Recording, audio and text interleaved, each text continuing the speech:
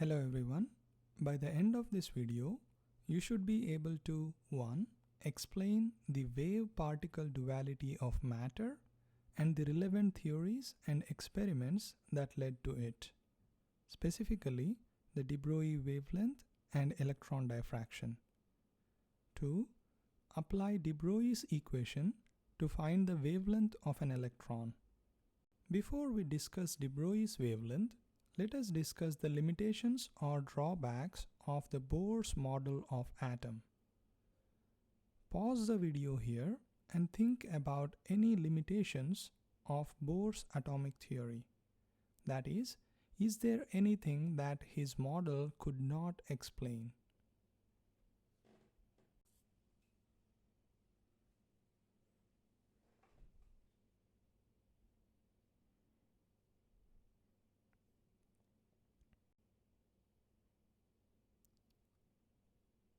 There are a few limitations for the Bohr's atomic theory. 1. Bohr's model works only for monoelectronic species, that is, hydrogen, helium+, lithium 2+, etc. It failed to predict line spectra of species that have more than one electron. That is, it could not address electron-electron repulsion. Limitation number 2. The most important postulate on which his entire model of atom was built upon is the quantization of angular momentum.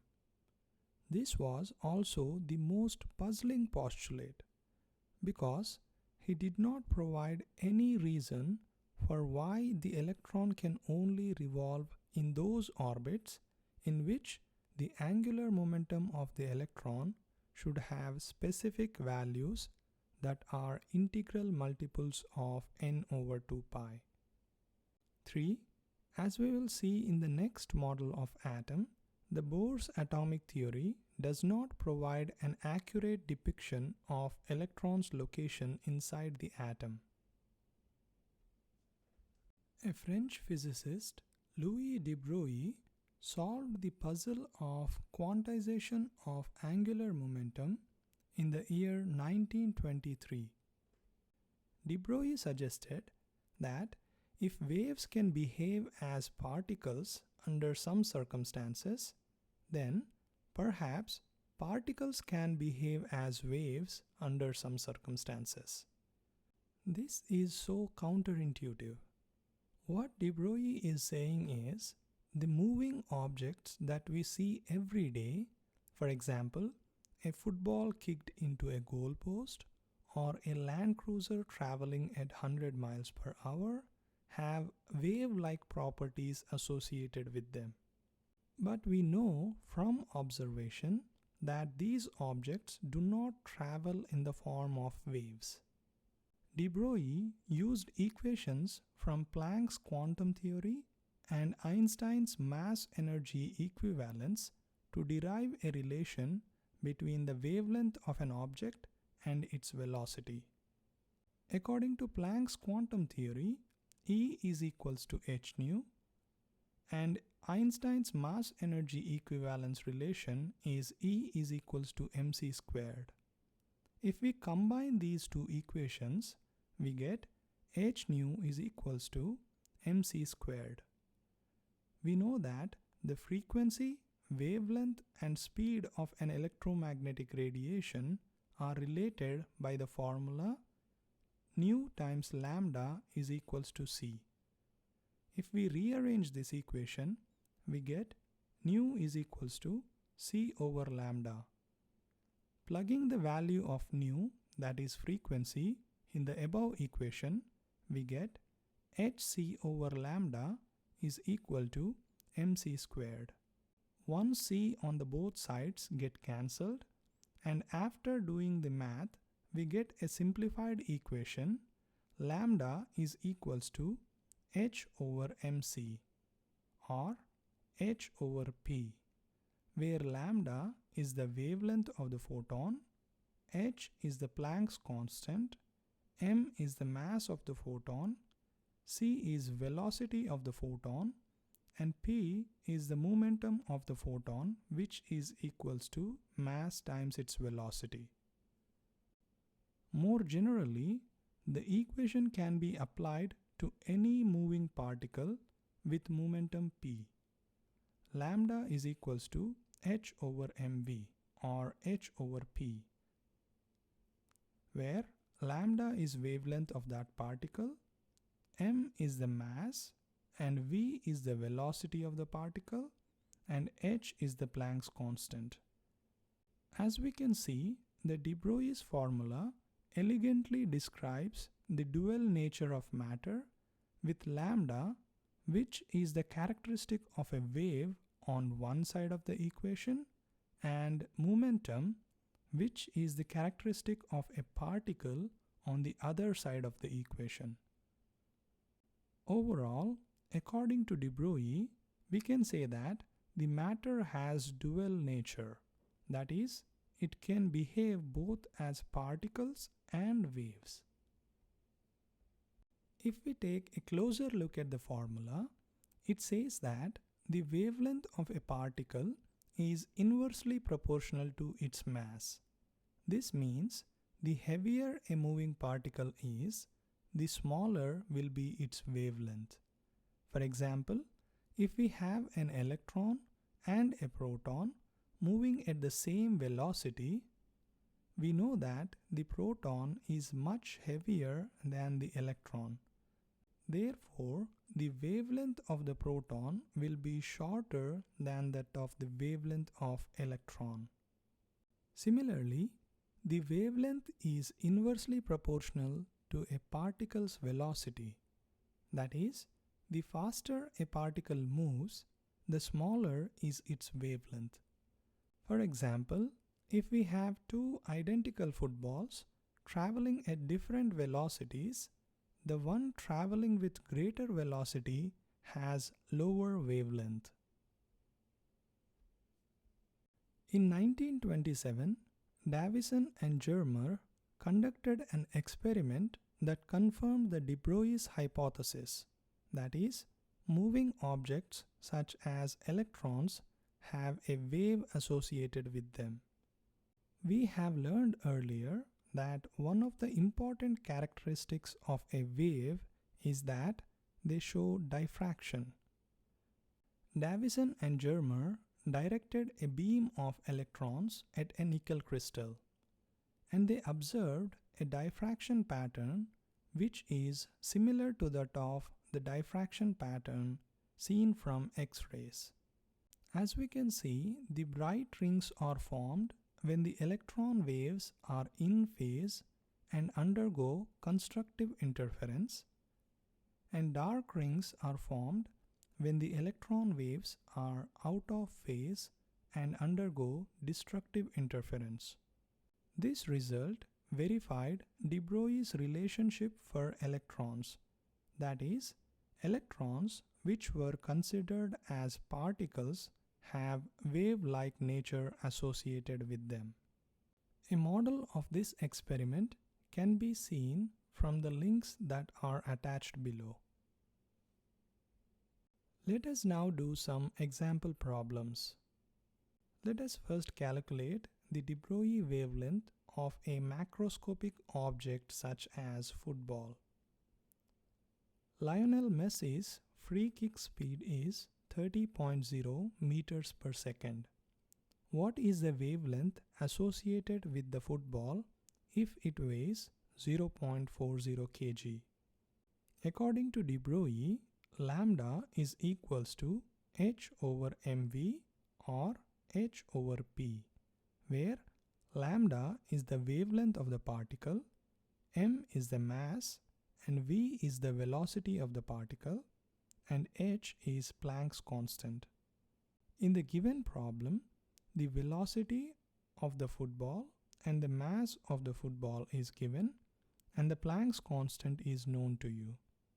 For this problem, velocity, mass, and Planck's constant are given, and we need to find the wavelength. Plugging in the values, we get lambda is equals to 6.626 times 10 to the negative 34 joule second divided by 0.40 kilogram times 30.0 meters per second. 1 joule can also be expressed as 1 kilogram meter square per second square. So we can replace joule with this unit.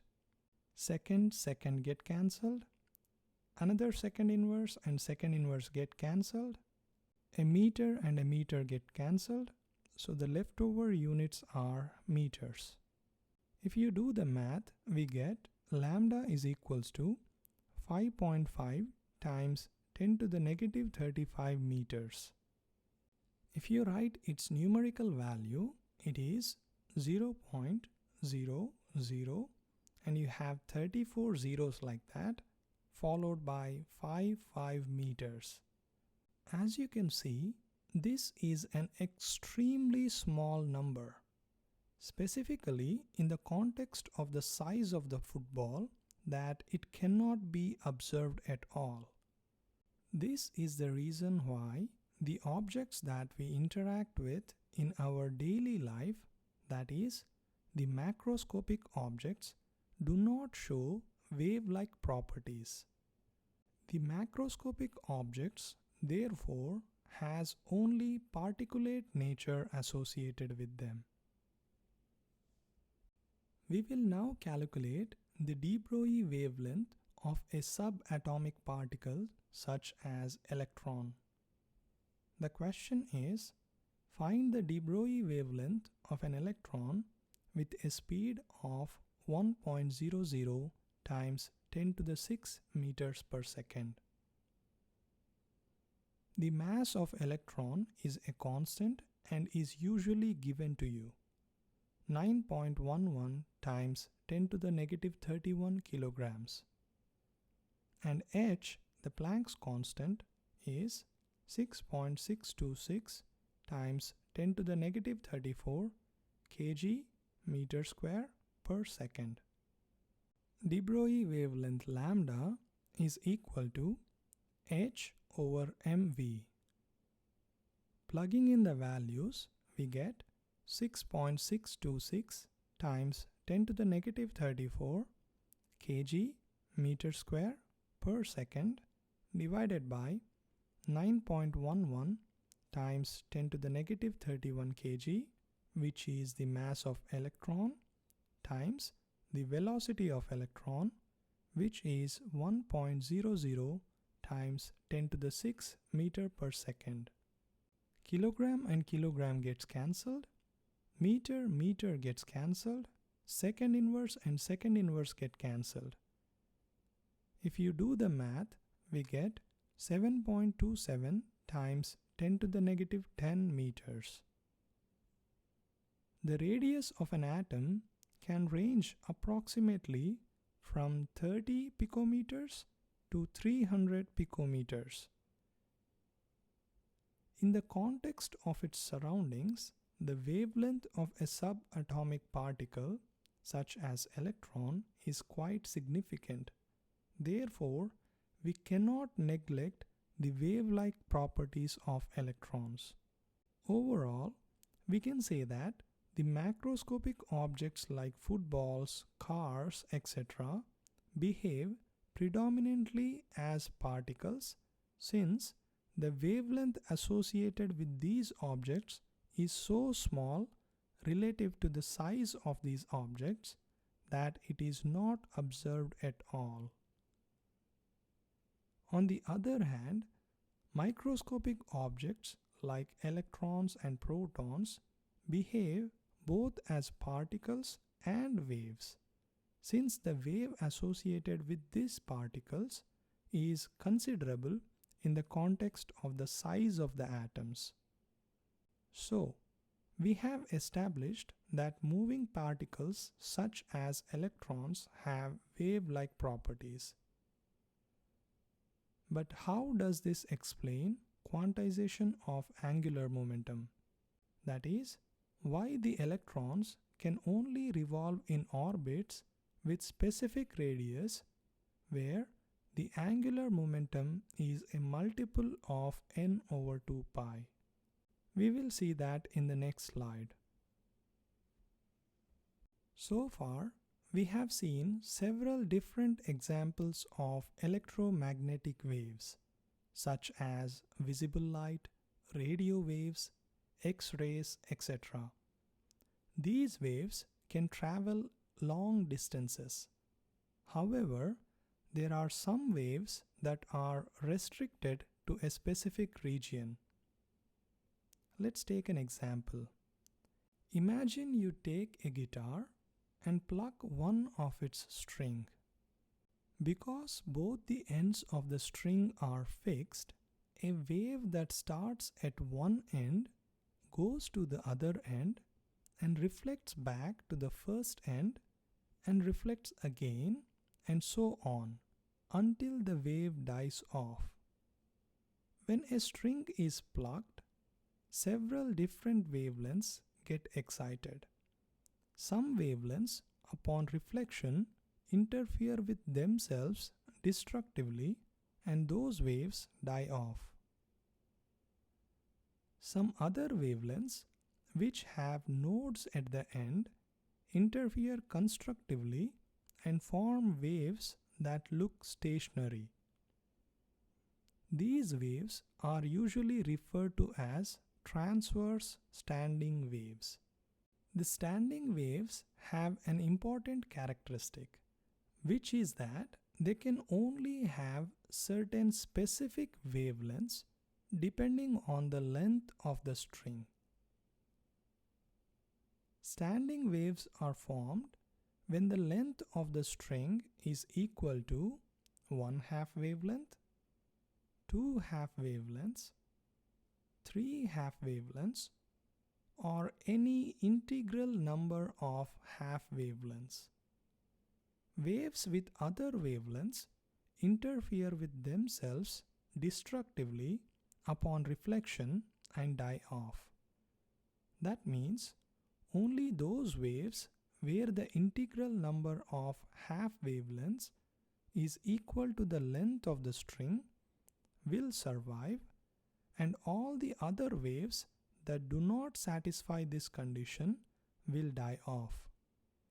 This is an example of quantization, that is, having certain discrete values as allowed values.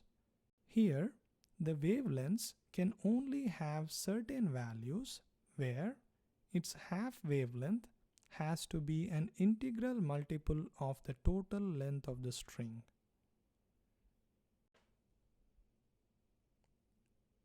Now, let us apply the concept of standing waves to the Bohr's model of atom. For an electron revolving in an orbit of radius r, the total distance over which the electron wave travels is equal to its circumference, that is 2 pi r. For a standing wave to survive, the circumference of the orbit must have a whole number of wavelengths, that is 2 pi r is equal to n lambda, where r is equals to the radius of the orbit and n is equals to 1, 2, 3 and so on. Lambda is equal to the de Broglie wavelength of the electron.